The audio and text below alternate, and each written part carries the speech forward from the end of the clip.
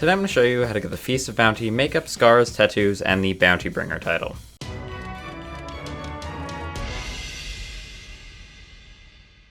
First of all, this is a time-limited event, so if it is after November 29th at 10 a.m. BST, the event has ended and this video is no longer accurate.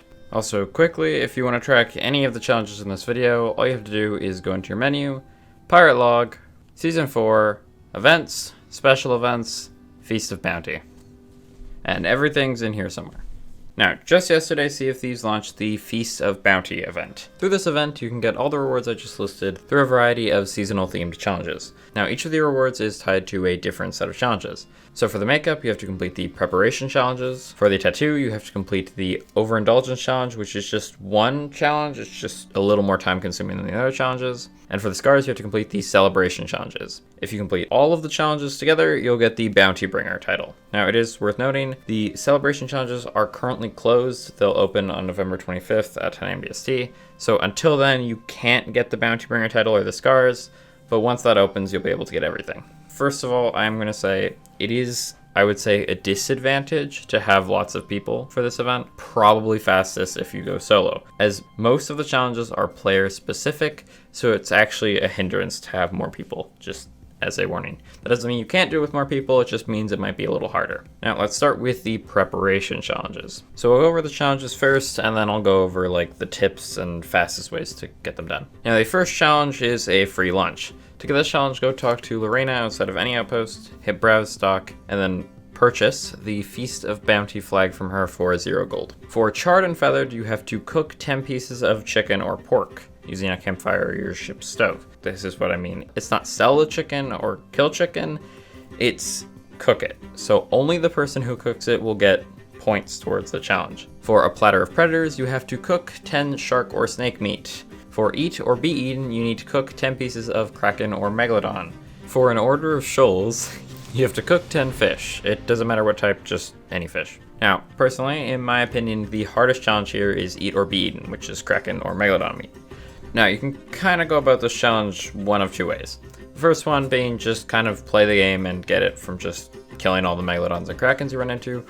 Or if you want to try and focus on it more and have a little more control, you can go for barrels. And what I mean is barrels in the ocean, so floating barrels or shipwrecks, are full of meats. Not necessarily kraken or megalodon, but you might find other ones you need along the way. So what I would recommend doing is just sailing around and looking for shipwrecks or seagulls. Shipwrecks are going to be better than normal barrels, but you can still find megalodon and kraken. So just sail around finding shipwrecks, and since you're sailing a lot more, that'll also increase the chances of spawning a kraken or megalodon.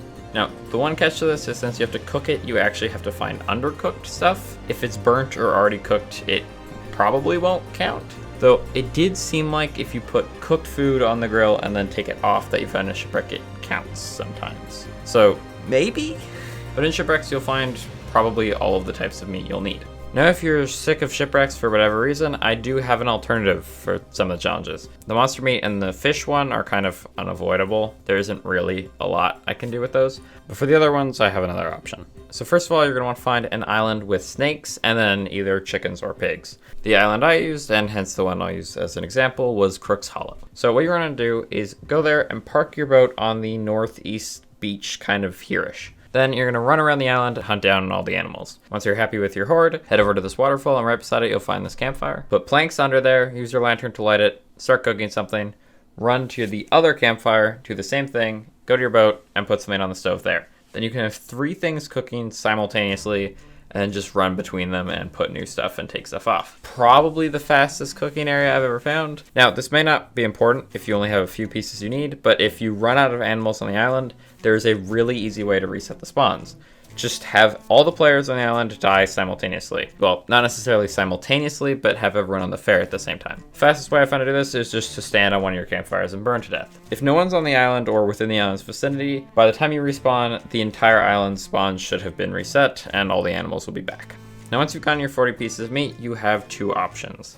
The first one would be to sell it. Will give you not a bad amount of money, or the second use would be putting it towards the Overindulgence challenge.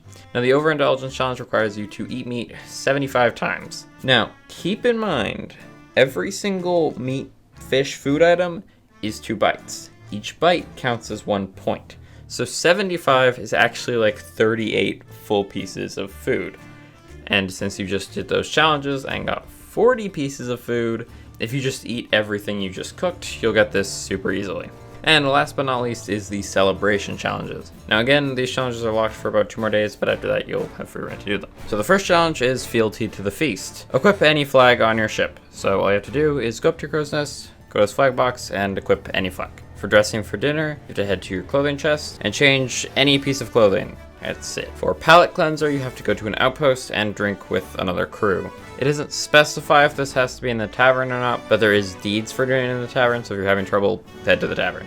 A feast for the ears requires you to play a shanty with a pirate from another crew. And the last challenge is embarrassment of riches. To get this challenge, you have to place treasure items on another cruise ship. We won't know how many items you have to place on a cruise ship until the challenge is actually open, but considering the event is fairly short, I don't think it'll be too many items. Now, in terms of tips here, all I've got is to just go around looking for other crews and just be friendly. Or for the embarrassment of riches, I believe putting treasure on a skeleton ship will also count if you're really running into trouble. Anyway, that should be pretty much everything. If you have any questions, you can leave them in the comments.